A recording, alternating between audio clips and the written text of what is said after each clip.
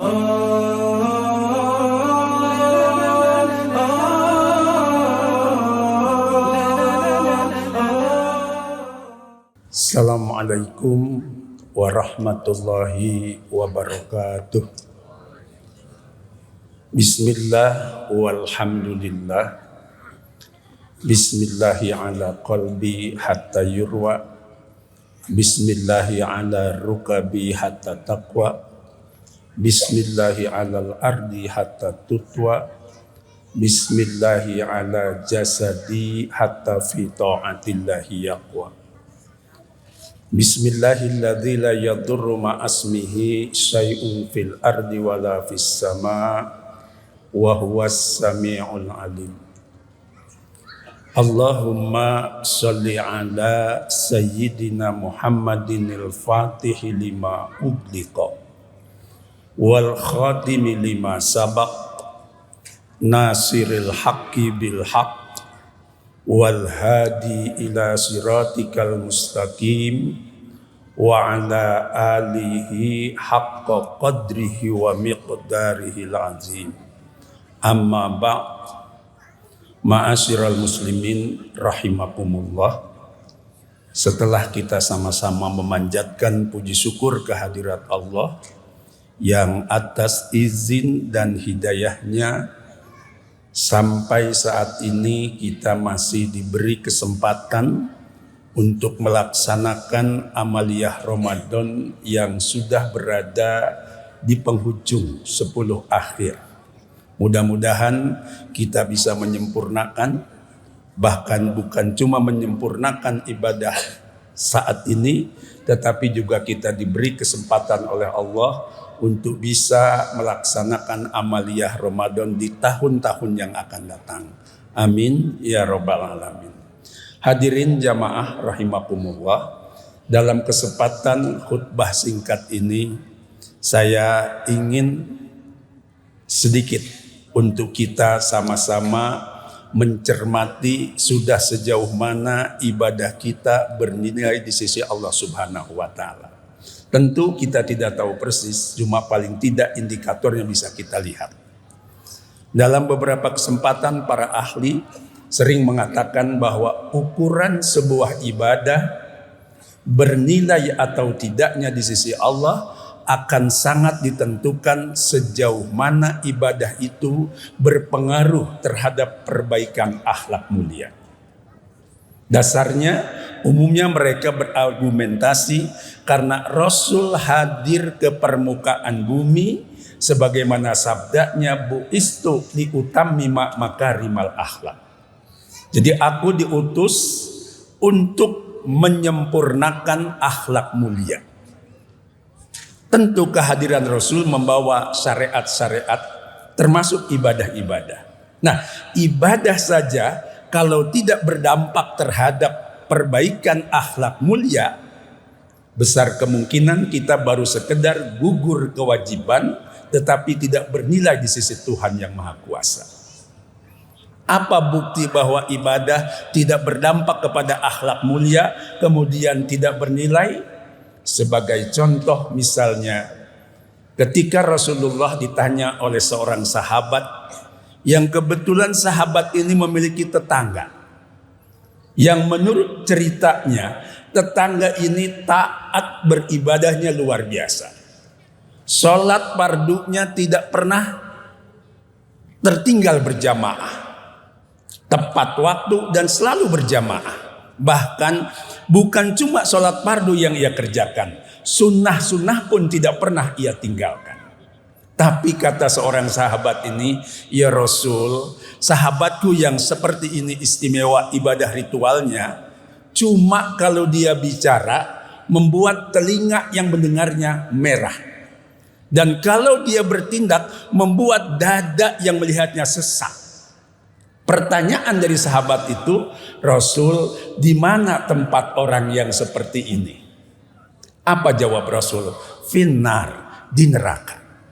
Artinya, kendatipun kita soleh secara ritual, jika tidak soleh secara sosial, maka konsekuensinya kesolehan ritual kita tidak bermakna. Atau bahasa lainnya, Kalau tuh kesolehan kita dalam beribadah sudah istimewa, tetapi tidak berdampak terhadap akhlak mulia, maka ibadah kita tidak bernilai di sisinya. Atas dasar itu, hadirin jamaah rahimakumullah, mari kita lihat saum kita. Betulkah saum kita sudah bernilai? Tentu akan sangat ditentukan sejauh mana saum kita ini berpengaruh terhadap perbaikan akhlak mulia kita. Salah satu cara kita untuk bisa menindaklanjuti akhlak mulia pada ibadah saum, tentu pesan moral yang terkandung dalam saum harus kita tindaklanjuti pada pasca saum. Jangan hanya kita bisa melaksanakan pesan moral pada saat saum, tetapi pasca saum tidak kita tindaklanjuti. Bukti bahwa saum ketika tidak memperhatikan aspek akhlak mulia tidak bernilai. Lagi-lagi ini pun bisa kita lihat kisah ketika seorang ibu di bulan puasa siang hari mencaci maki pembantunya karena keliru mengerjakan pekerjaannya. Tentu ini gambaran bahwa orang yang saum tidak menjaga pesan moral sabar. Padahal sedang saum kita sabar, menjaga tidak akan memakan apapun sebelum waktunya tiba. Sekalipun makanan itu tersedia, bahkan milik kita, kita sabar menunggu waktu. Tapi ternyata ada seorang ibu di siang hari karena pembantunya ada kesalahan mengerjakan pekerjaan, dia caci maki. Dan Rasul melihat, apa kata Rasul? Rasul minta kepada para sahabat, coba tolong carikan makanan yang akan kita hidangkan untuk ibu yang bersangkutan. Setelah makanan itu tersedia, apa? Rasul panggil sang ibu dan Rasul perintahkan, silakan nikmati hidangan yang telah kami sediakan. Apa jawab seorang ibu? Ya Rasulullah, inni shaimah. Saya sedang saum ya Rasul.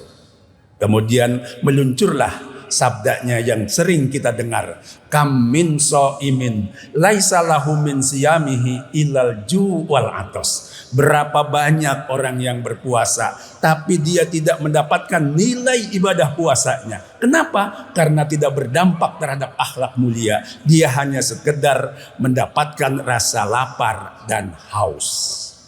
Kenapa? Karena tidak menjaga pesan moral, yakni sabar menghadapi apapun yang terjadi pada saat kita berpuasa. Dan tentu harus berdampak ke selanjutnya.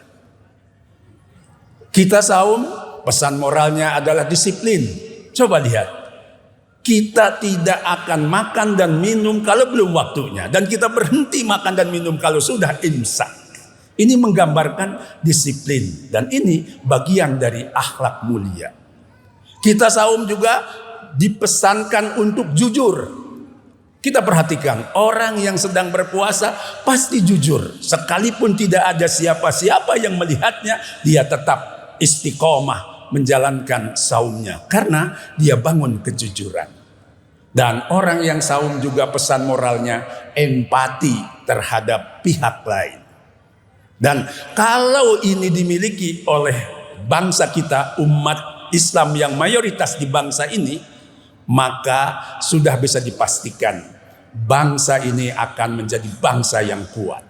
Tetapi sayangnya lumrah kita melihat, kita sabar pada saat saum, kita disiplin pada saat saum, kita jujur pada saat saum, kita peduli terhadap persoalan orang-orang yang lemah pada saat saum, tapi pasca saum seringkali kita abaikan pesan ini. Padahal ukurannya bernilai atau tidaknya adalah follow up dari pesan-pesan moral yang sebagian saya sebutkan itu.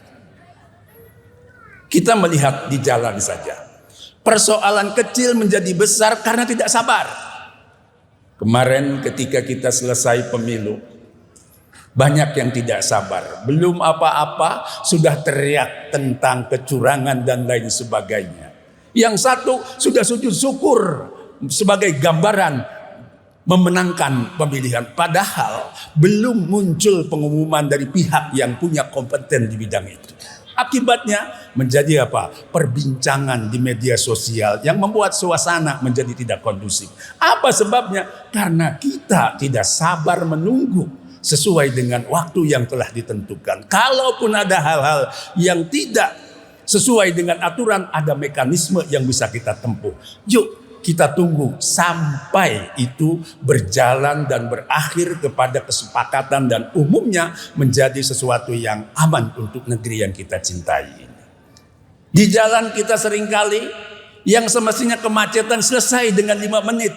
Tapi karena ada yang tidak sabar, masuk sana sini kendaraan, ya terutama motor yang seringkali masuk kemana saja, akhirnya yang harus kemacetan selesai 5 menit menjadi bertambah. Kenapa? Karena kita tidak sabar, kita tidak disiplin. Jadi oleh karena itu hadirin, andai ini pesan moral dari ibadah-ibadah yang sudah diajarkan oleh agama Islam kita tindak lanjuti, maka insya Allah bangsa kita akan hidup berakhlak mulia. Dan kalau berakhlak mulia, insya Allah kita akan menerima buah dari kehidupan berbangsa ini. Karena ukuran sebuah bangsa bagus dan tidaknya akan sangat ditentukan bagaimana akhlaknya. Sebagaimana syair yang diungkapkan oleh Shawki Bey yang mengatakan, innamal umamul akhlaqu ma baqiyat wa inhumu zahabu akhlaquhum zahabu. Kalau sebuah umat ini akan sangat ditentukan oleh akhlaknya. Kalau akhlak mulia yang menjadikan rujukan, maka akan kuatlah bangsa ini. Tetapi kalau abai terhadap akhlak, akan hancurlah bangsa ini. Oleh karena itu kita bersyukur Islam mengajarkan untuk kita melaksanakan ibadah. Tetapi ending daripada ibadah adalah akhlak mulia. Dan kalau semua kita ibadahnya bernilai, pasti akan berbuah akhlak mulia. Dan kalau akhlak mulia dimiliki oleh seluruh anak bangsa yang mayoritas umat Islam, pasti negeri ini akan menjadi baldatun thayyibatun wa rabbun ghafur. Dan 2045 menjadi Indonesia emas akan menjadi kenyataan. Oleh karena itu, mari semua kita bertekad, laksanakan ibadah-ibadah yang disyariatkan dalam ajaran agama kita. Lanjutkan pesan moralnya, kita tindak lanjuti bukan pada saat melaksanakan ibadah, tapi pasca ibadah. Sehingga negeri ini dihiasi oleh akhlak-akhlak terpuji, oleh akhlak-akhlak mulia. Kalau ini semua dilaksanakan, di samping ibadah kita bernilai, maka bangsa pun akan tercipta seperti apa yang kita harapkan. Terima kasih, mohon maaf. Wallahul muwaffiq ila aqwamit thoriq. Wassalamualaikum warahmatullahi wabarakatuh.